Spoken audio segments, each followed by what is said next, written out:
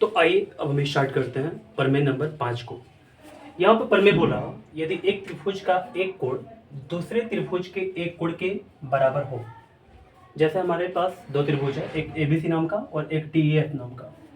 तो इसमें एक कोण जो है, जैसे मैं इसको ले रहा हूँ और यहाँ पे ले रहा हूँ, ये दोनों कोण जो है ना, ये दोनों बराबर है, ठीक है।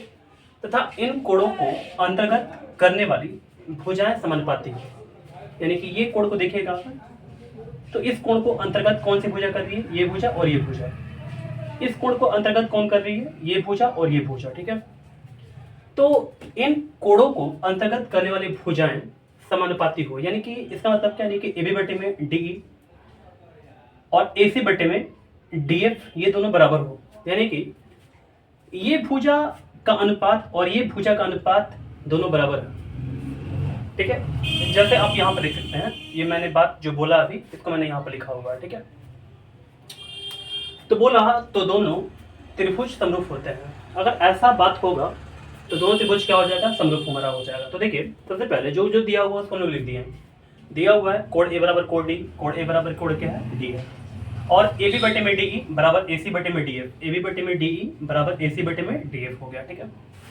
साबित हमको जो करना है वहां पर लिख देंगे। जैसे त्रिभुज ABC जो है वो समरूप है किसके, DEF के, त्रिभुज DEF के। तो यहाँ पर मैंने दोनों को समरूप यहाँ पर लिख दिया कि दोनों समरूप मुझे दिखाना है, ठीक है ना।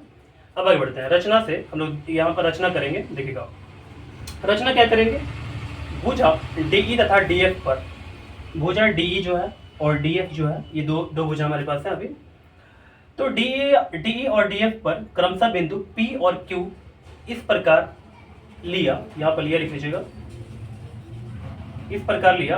देखिए ये भुजा और ये भुजा पर P और Q ये इस प्रकार लिया गया ताकि AB बराबर DP, AB जो है ना वो DP के बराबर हो पाए, ठीक है। और AC जो है वो DQ के बराबर हो पाए, AC जो है वो DQ के बराबर हो पाए। यानी कि ये DP जो है और ये जो AB है ये दोनों बराबर होगा, और AC जो है वो DQ है वो दोनों बराबर होगा, ठीक है। इसको इस प्रकार लिया गया है। देखिए प्रमाण देखना स्टार्ट करते हैं। यहाँ से सबसे पहले हमारे को दिया था ये वाला चीज, ठीक है, AB बटे में D, तो मैं लिखते हैं AB बटे में D इक्वल टू AC बटे में DF, AC बटे में DF।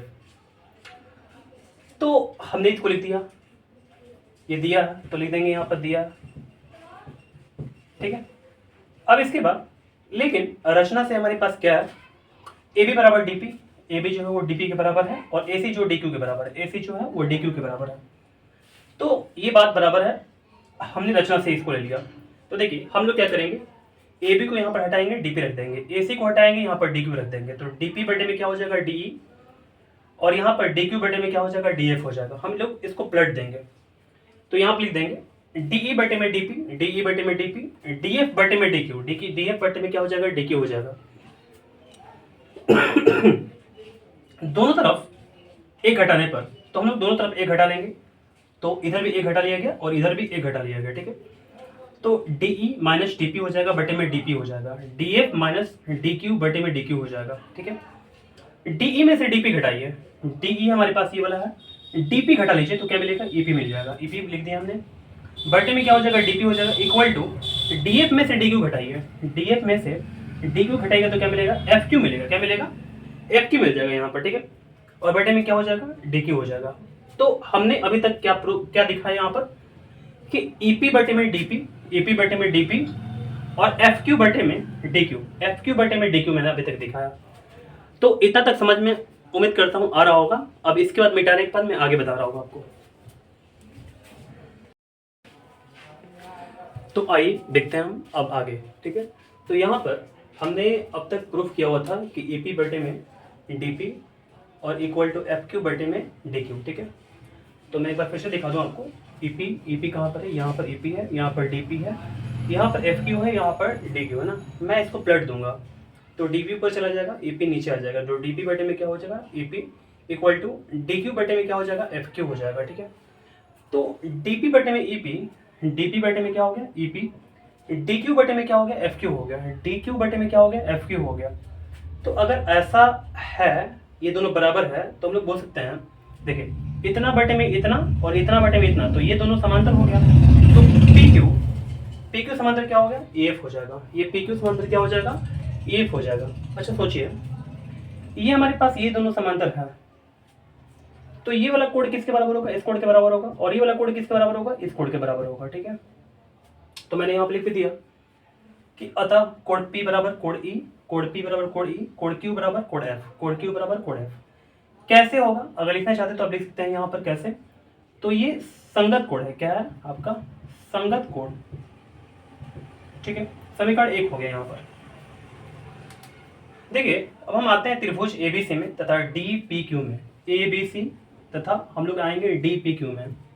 तो ये दो त्रिभुज में आकर के बात करते हैं, तो हमारे पास AB इक्वल टू DP है, AB जो है वो DP के इक्वल है। कैसे, रचना से, कोण A कोण D के बराबर है, कोण A जो है कोण D के बराबर है, दिया AC बराबर DQ है, AC बराबर क्या है, DQ है ना, ये रचना से है। तो ये वाला साइड इस साइड के बराबर, ये वाला कोण इस कोण के बराबर, और ये वाला भुजा इस भुजा के बराबर। तो भुजा कोण भुजा, भुजा कोण भुजा से दोनों त्रिभुज क्या हो जाएगा, सर्वागसम हो जाएगा। तो मैंने यहाँ पे लिख दिया साइड एंगल साइड से दोनों त्रिभुज क्या हो गया, सर्वागसम। ठीक है, अब देखिएगा, अतः कोण P के बराबर, कोण B P के बराबर हो जाएगा, कोण B जो होगा वो P के बराबर हो जाएगा, कोण C कोण Q के बराबर हो जाएगा, कोण C कोण Q के बराबर हो गया। ठीक है, समझ के बात करो कैसे हुआ, CPCT से हुआ, CPCT से हुआ। इसको बोलते हैं हम लोग corresponding part of congruent triangle. ठीक है, corresponding part of congruent triangle यानी कि सर्वागसम त्रिभुज के संगत भाग बराबर होते हैं। ठीक है, तो हमने यहाँ पर लिख दिया समीकरण 1 और 2 से। देखिए समीकरण हमारे पास एक ये वाला है और 2 ये हमारे पास ये वाला है।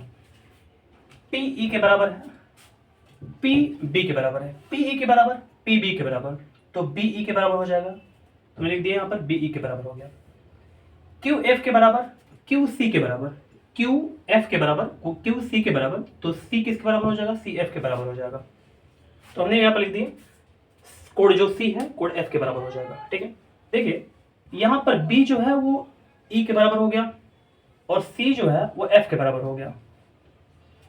तो हमारा ये जो त्रिभुज है और ये जो त्रिभुज है, इसमें दोनों कोण जो है ना, ये वाला कोण इस कोण के बराबर हो गया और ये वाला कोण इस कोण के बराबर हो गया। तो हम लोग बोल सकते हैं दोनों त्रिभुज क्या हो गया, समरूप हो गया। कैसे, तो एंगल समरूपता से। ठीक है, तो उम्मीद करते हैं ये प्रमेय आपको अच्छे से समझ में आ चुका होगा।